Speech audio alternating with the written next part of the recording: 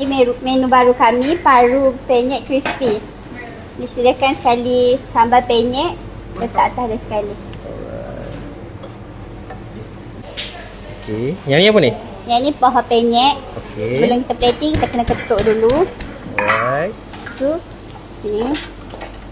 Ada tahu tempe juga. Okey. Yang ni benda wajib setiap menu. Yang ni keriuk. Kita panggil. Dan sediakan apa ni? Sambal penyet. Sambal penyet. Okey. Ni bawang pula? Yang ni bawang penyet. Okey. Dia sekalikan dengan tahu tempe. Alright. Dan benda wajib keriuk. Dan juga sambal penyet. Okey. Yang ni kami guna sotong fresh, tak guna sotong ring punya. Okey. Lepas tu dia sekalikan dengan tahu tempe. Dan benda wajib selalu keriuk. Dan juga sambal penyet. Alright. Siap. Oh. Alright. Ini untuk paru crispy Ya.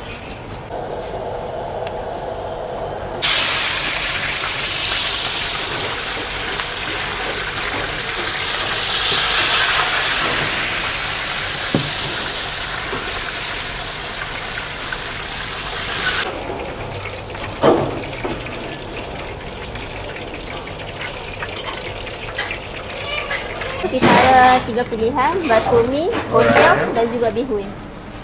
Mi dan bihun Mi dan bihun. Alright. Untuk bakso kita bagi 5 biji meatball, daging.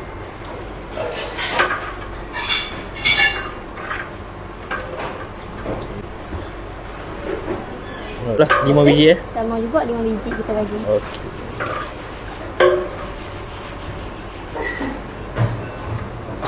Kita bagi gobe dan bawang daun sup dan juga bawang goreng. Sama juga gobe dan bawang daun sup, bawang goreng.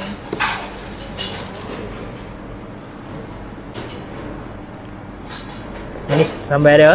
Sambal dia betul, kita bagi sambal merah dan juga sambal hitam. Kalau nak makan wajib campur dua-dua lah, baru umam. Untuk bakso, satu mangkuk ini RM8.90 saja.